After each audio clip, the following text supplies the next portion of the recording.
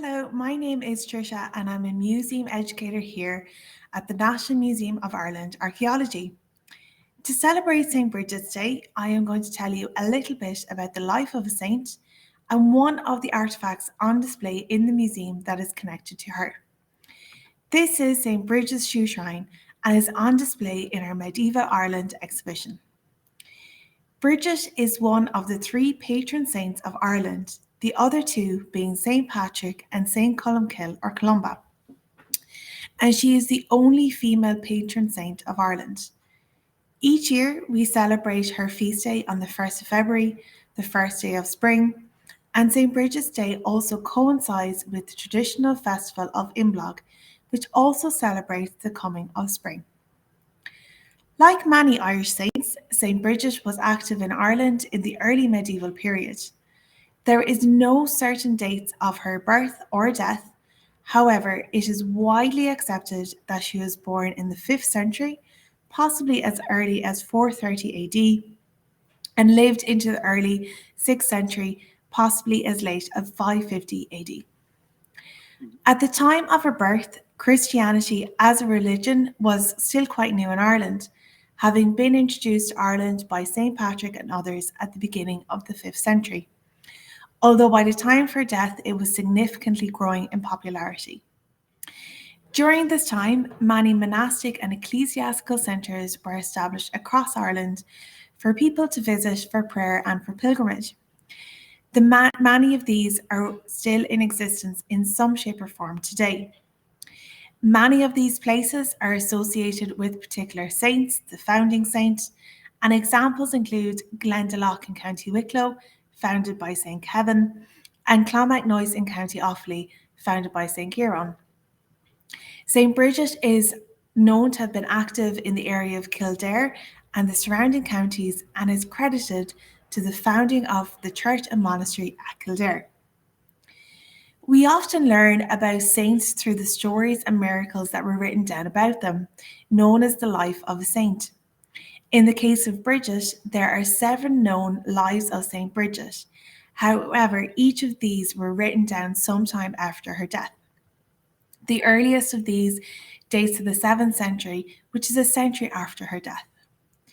Unfortunately, we have very little biographical detail of her life. However, these documents describe her way of life, particularly her acts of charity, her miracles, and how she established her foundation at Kildare. Even to this day, St. Brigid is connected to spring, holy wells, dairy, lambs, healing, and light. There are many customs and traditions associated with St. Brigid and her feast day, the most well known being St. Brigid's cross, which is often made of reeds or straw. The folklore and traditions connected to St. Brigid is explored in great detail by our colleagues at the Museum of Country Life in Mayo, who have also created videos on how to create St. Brigid's cross and the traditions associated with her feast day, and these are available to view from the museum's YouTube channel and website. Today I am going to show you one of the objects in the museum's collection that is believed to be associated with St. Brigid, which is her shoe shrine. It is thought that this once held the shoe or a slipper belonging to the saint. Shrines and reliquaries were created to house or keep safe a relic belonging to a saint. A relic can be any object that was once used or associated with a saint, or a corporeal relic, which is a part of the body, such as a bone or a tooth. In Ireland and in the museum, we have many different types of shrines here. There is St. Lochtan's Arm Shrine, St. Patrick's Bell and Bell Shrine, and the Moyloch Bell Shrine.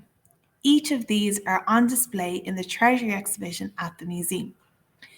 There is also a lot of book shrines, such as the Shrine of the Cathach and the Downach Arrogate, which on the front has various figures, including St. Patrick, St. Columcille, and St. Brigid. Another book shrine that is thought to have the figure of Brigid is the Shrine of the Mishoch. Again, on the front, there is a depiction of the 3 saints together. Shrines were often beautifully decorated. Fine metals such as gold, silver, and bronze were used to make and decorate them. Sometimes they included coloured glass, precious stone, and even amber. People would pray to the shrine to the saint, and some shrines are associated with the healing of particular ailments. Although shrines are religious objects, they also acted as symbols of power and were sometimes used to collect tributes and for the swearing of oaths and promises. In many cases, the enshrining of a relic allowed the church that owned the relic to reaffirm the saint's presence and establishment of that church. Shrines were kept safe, often in churches and monasteries, and in later years, some shrines were kept in the care of hereditary keepers who were often families descended from the original caretakers of the land that belonged to the church or monastery. St. Brigid's shoe shrine is an unusual one. It is thought to have once held a shoe or a slipper or another relic owned by the saint. However, the relic itself does not survive to this day. The shrine dates to the 16th century, however, a much earlier date of 1410 is engraved on the side. It is made from latten, which is a type of copper alloy that was commonly used to make church utensils and includes copper alloys of brass and bronze. To make the shoe, the metal was beaten into thin sheets and then into shape. On the top, there is a large oval setting which is now empty. Here, a polished rock crystal may have been placed. Above the setting, there is a bearded figure of St. John the Baptist, and writing around the area confirms this. Underneath, there is a figure of Christ on the cross, and at his feet is an empty rectangle with rays of light emitting from it. At each side of him, there is a circle with writing on the inside, and one of these is larger than the other. At the foot of the shoe and all around the heel, there is floral decoration. There are additional inscriptions on either side of the shrine. All of the inscriptions are in Latin, and these inscriptions suggests that the shrine was used to swear oaths. The overall style of the shoe is very interesting as it does not reflect the type of leather shoes that would have been worn by people in the early medieval period when Brigid was alive. The shoe has a sole with a stitched on upper, and this type of shoe was introduced to Ireland by the Vikings.